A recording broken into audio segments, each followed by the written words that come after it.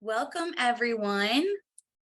It is a pleasure to have you. Feel free to turn up your screen if you don't want to be on the screen, but we are very, very happy to have you here today. Thank you all so much for joining Content Marketing 101, Free Ways to Market Your Small Business. So since you all are here, I am willing to bet you're interested in learning more about how you can market your business for free. And this is a great place to start your journey. In fact, in the chat, if you wouldn't mind, let us know how you're currently marketing your business for free, or if you've yet to start, how familiar you are with owned marketing channels, and how confident you feel with your marketing tactics currently. Today, we will cover what content marketing is, how it can help you grow your business, and how you can get started. We'll provide tips and tricks and provide insight on how you can come up with content marketing strategies from scratch. A few quick notes before we dive in. This event is recorded and it will live on Ruby's community page as evergreen content for your review. And if you have any questions, please put them in the Q&A box so we are sure not to miss them in the chat. And please be sure to visit Ruby's community page if you think of any questions following this event. Our speaker today, Matt Lurie, is an active member with Ruby, and it is my pleasure to introduce him because he is Ruby's senior content strategist and has years of experience creating engaging marketing content and developing stellar strategies. Without further ado, Matt, please take it away. Thank you so much, Stephanie. It is my pleasure to be presenting to you all today. Can't wait to talk more. I wish I could just talk with you all in this room right now, but this is the next best thing. So a bit about me. I've worked in content marketing since 2009, which, believe it or not, was 58 years ago to the day. Okay, it was actually just 14 years ago, but still, it's weird that my career is almost old enough to get a learner's permit. Before joining Ruby, I owned my own business where I planned, wrote, designed, published, and optimized content for all kinds of clients: lawyers, software developers, banks, ad firms, therapists, authors, filmmakers, nonprofits, startups, and more. My passion is helping purpose-driven people and companies tell their stories and meaningfully connect with their audiences. So, what is content marketing? Honestly, after 14 years in this business, I still don't really know how to define it perfectly. So let's start with content. Content is stuff. What do I mean by that? Words, pictures, videos, articles, ebooks, emails, stuff. Some people would say content is information, but let's be real. Not every piece of content you read or watch is that informative. Sometimes it's entertaining, sometimes it just kills time and takes up space. I'm not saying that kind of content is great for your business, but that doesn't make it any less valid. So content marketing means taking that stuff and using it to promote your business. You publish an article not just to inform or entertain, but to generate interest among potential customers or clients. You post a video not just to kill time, but to grow your audience so more and more people start knowing about, talking about, and buying from your business. Good content does two things.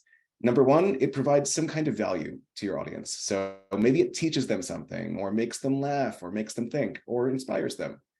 Number two, it drives results for your business. This could be more revenue, opportunities, awareness for in your market, any goal or combination of goals, really. For example, some people use content marketing to educate potential customers, so they don't have to do as much convincing when somebody reaches out. Other times, content can start or shift a conversation in the company's industry. And in many cases, content serves to deepen an audience's relationship with a business or brand, so it improves customer sentiment and loyalty. Content marketing can be as simple as a social media post or as intricate as an in-depth guide. In either case, it's distinct from advertising. It is not the same thing as commercials, billboards, Google ads, product placement. Those are, in terms of cost and distribution method, those are things that you're paying up front for when you're showing to an audience. When you do content marketing, you're using a channel that is free, like YouTube, or which you own, like your website, to connect with your audience organically. In other words, ads find people, but people find content. So now that we have a basic understanding of what content marketing is, let's talk about a few easy and effective ways to get started. The first step is making sure you have a website so prospective customers or clients can find you. If you don't have a website already, there are plenty of free and low-cost options you can use. Companies like Squarespace, GoDaddy, Wix, and MailChimp all have free or highly affordable plans and tools that make it easy to build your website from scratch. When building your website, make sure that you have an option for visitors to become customers. It could be as simple as adding a request a quote form or a contact us form, or making sure that your phone number is prominently displayed so that people can contact you. In any case, it's essential that you answer that form or that number quickly, because most people look at multiple websites at the same time when they're looking for a provider, and they'll usually move on to another option or forget about you if they don't hear back soon. And once you've created your website, the next step is driving people to it. And that's where content marketing really shines. The power of content marketing is being able to get your business in front of an audience when and where they're most receptive. In most cases these days, that means when someone is looking for an answer on a search engine like Google or Bing, scrolling through social media, or watching videos on a site like YouTube or TikTok. Half the battle is simply showing up on these platforms, especially in search. The secret to doing that is to think like your audience. What are they searching for that could lead them to your business? Don't assume they already know about you or even know that they need your services. Lots of times your content should reach them early in their journey. If you're a plumber, for example, your audience may be searching for how to fix a clogged drain or strange pipe noises, which, by the way, that could also apply if you had a flute repair business. Think through these questions and develop relevant content that informs, entertains, or otherwise engages that audience. For our first search query, for instance, you could publish a blog post called How to Fix a Clogged Drain, 10 Tips and Tricks. That's where you would offer do's and don'ts and gently tell the reader that their best option is to contact a professional. Hint, hint.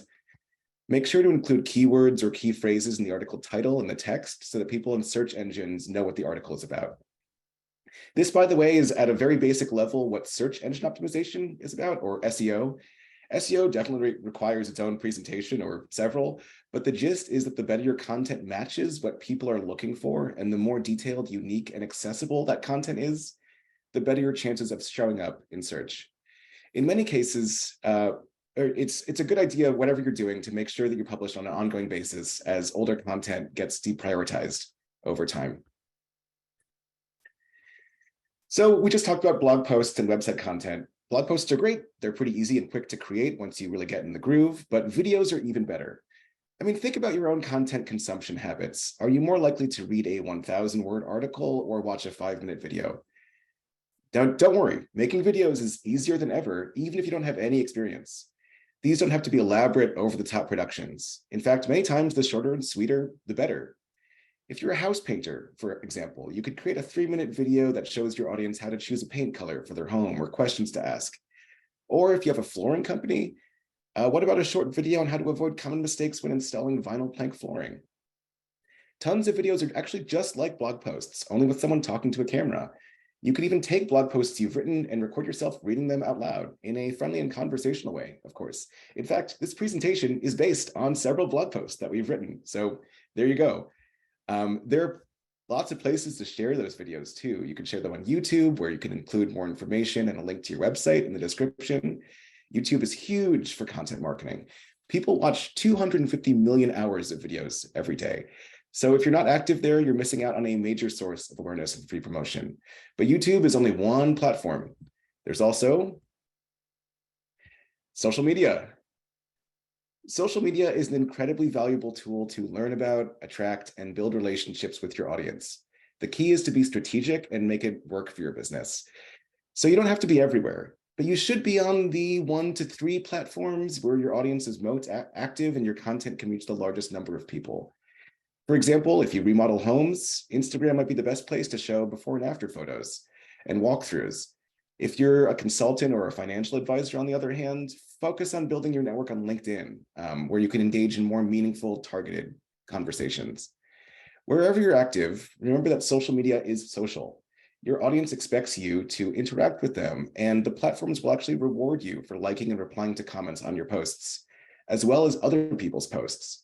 Sometimes even the right comment on someone else's post can introduce your company to a whole new audience or demonstrate your knowledge and expertise. And on that last point, don't be afraid to have opinions or hide your personality. I've worked with so many clients who are afraid to say anything that they might get judged for or criticized for on social media. And all that leads to is that they don't post anything at all. You don't have to be a comedian, trust me on that. But keep in mind that people are drawn to accounts they find interesting and original that make them think. That authenticity really builds trust. So let's bring it all together. Content marketing is a great way to get the word out about your business. By creating meaningful content that resonates with your audience, you can drive more visitors to your website, videos, or social media presence, where they learn more about and trust your business. The content you create can take many different forms. Just remember that it should be relevant to your audience and address their questions, needs, and interests.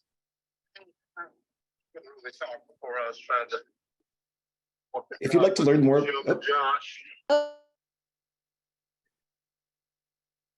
if you'd like to learn more about how you can level up your content marketing strategy, make sure to follow our community group on Alignable and check out our small business resource hub on our website. There are a ton of free articles, videos, infographics, and a lot more content there. And that's a wrap.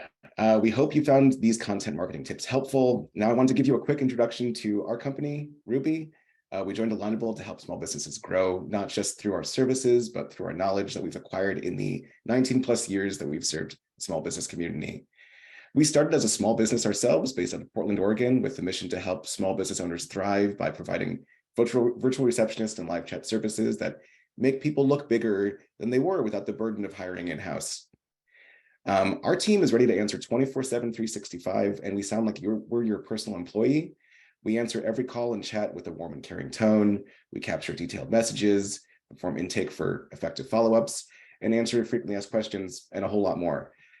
It's all meant to give you more time back in your day and ensure that that first moment of contact gives the best impression of your business, even if it's 9:30 at night. We'll leave those outbound prospecting calls to you since you know how to sell your business, but allow us to answer the call for when and how you need, or even use our receptionists to place outbound calls and gather information and confirm appointments. And as a thank you for attending these office hours, we're offering everyone who joined us today $150 off your first 3 months of Call Ruby 200 and Chat Ruby 50 plans or higher. So feel free to use the link in the chat or the QR code on screen to get that discount. So yeah, it's time for our live Q&A session. If you haven't had a moment to write in the queue, please feel free to do that now and I will provide A's. Thank you so much, Matt. I really appreciate all of the info. And we do have quite a few questions for you, which is great because we have plenty of time. So the very first question is, how frequently should websites update their content? Their homepage, blog, etc. Sure. So when we think about content, there's an important distinction to make between static content, which is typically the stuff on your homepage or the pages that you might not update that much, but that have basic information about what you do that doesn't change over time, and ongoing organic content like your blog, like your social media posts. For static content, that really depends on the nature of your business. And let's say you hire 3 new people and you went from a 1-person band to a 4-person band. That's a great time to update your website, to include bios of those new employees, to talk about more of the services you might offer. If you move into a larger area or are thinking about that, that's also a really good time to update your website. If you're launching a new marketing campaign and you're spending, 5 figures, 6 figures, something like that, really good time to update your website so that you're making sure that when people do find you, that they're getting a really great experience. But it all depends on sort of the macro environment of your business and what's going on. And also, I think probably a good rule of thumb is maybe 3 to 5 years in general, because websites tend to change and what search engines look for shifts as well. So you want to stay up to date on trends and things like that. That said, I've worked with plenty of people who have websites they haven't updated in 6, 7 years or more, and they still get tons of traffic because they update their organic content. Often they have a really active blog, they have a really active YouTube channel or video presence. They have a great presence on social. It's all about if you are reaching the audience that you want to reach, it doesn't really matter too much when you're updating, where you're updating, as long as you're having that ongoing conversation with folks. If you're just getting started, if you haven't launched a blog before or haven't launched videos, I would shoot for maybe 2 to 4 of those content pieces a month if you can swing it. There are a lot of people out there, myself in a former life included, who can help you do that for pretty low costs. Look for content strategists, marketing firms in your area. A lot of people are really willing to work with small businesses, get them the right rates, and grow alongside them. Love it. And let's keep going because I'm getting more and more the longer we keep this meeting going. What is your take on print content marketing? Harvard Business released a study showing that digital marketing is 400% more successful when used with print. So they're curious to know your thoughts. Yeah, it's interesting. I was a writer for a long time before I was really like a marketing guy, and the goal was always to get my writing in print because it gives you that sense of like legitimacy. And so I wrote a few articles that ended up in a print magazine, and I still have them in my desk as souvenirs, basically, from when I did it, when I published something in print.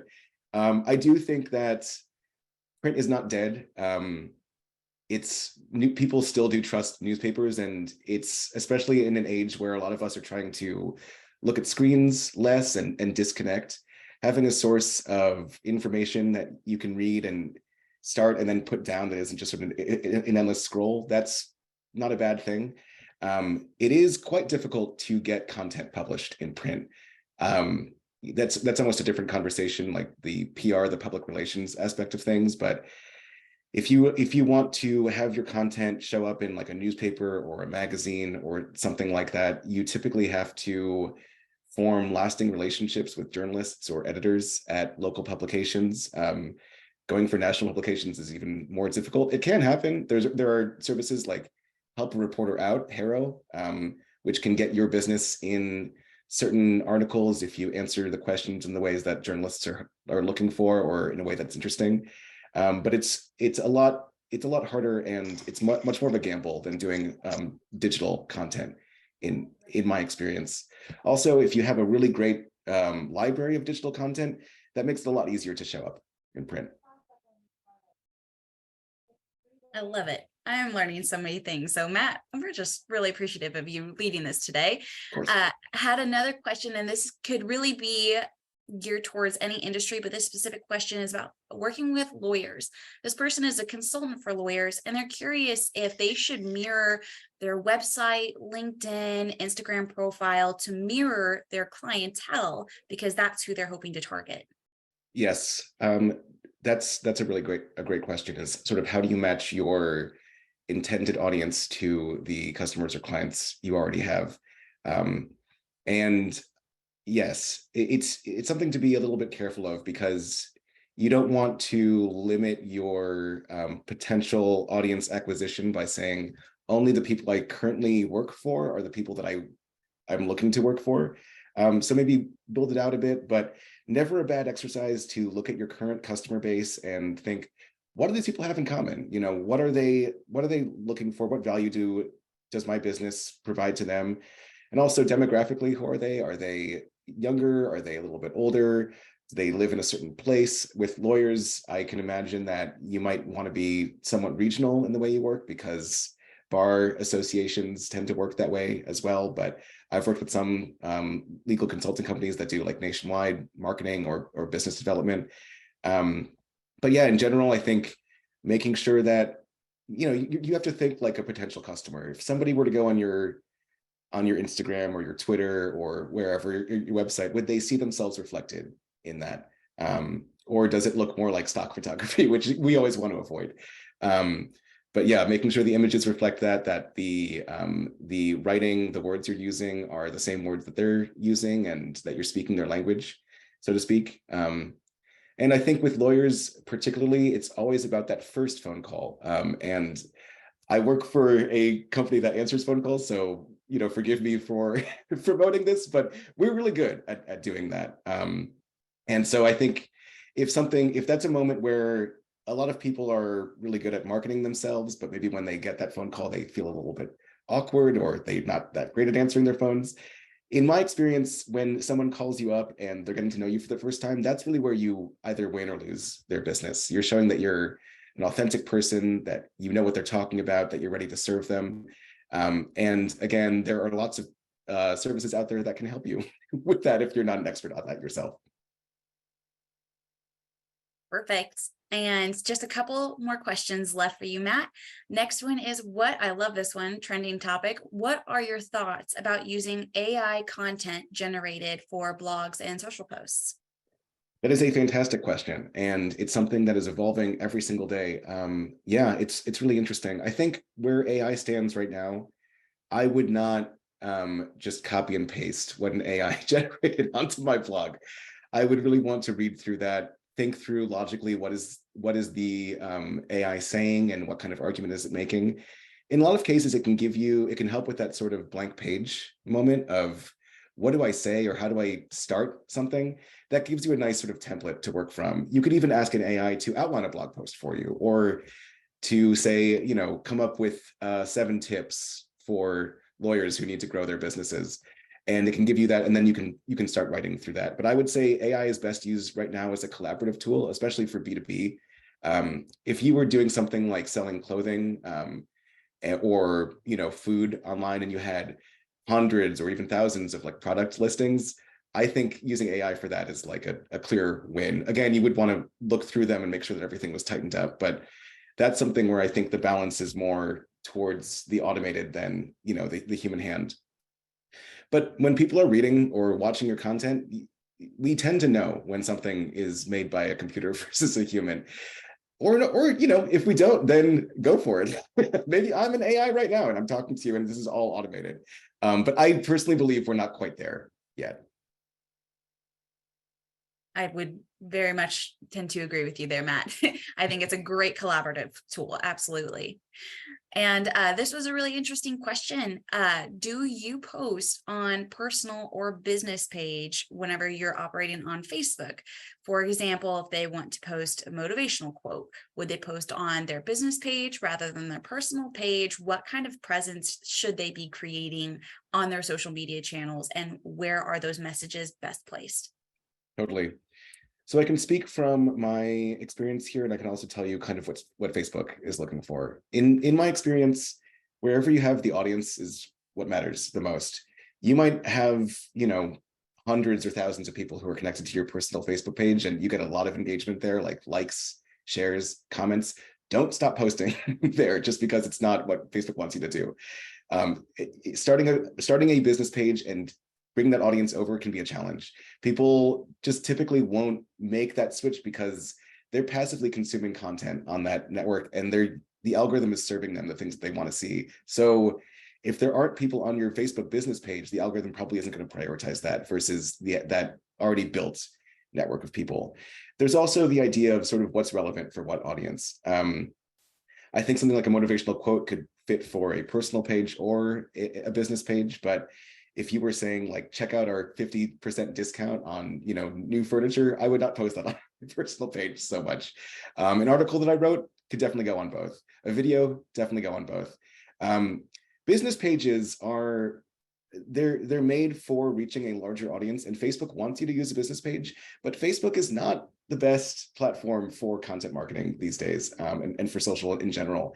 It's just gotten so complicated, and in a lot of cases, it's not serving people the direct relevant content that they want to see so much. So with Facebook, I think the first question to always ask is, where are the people?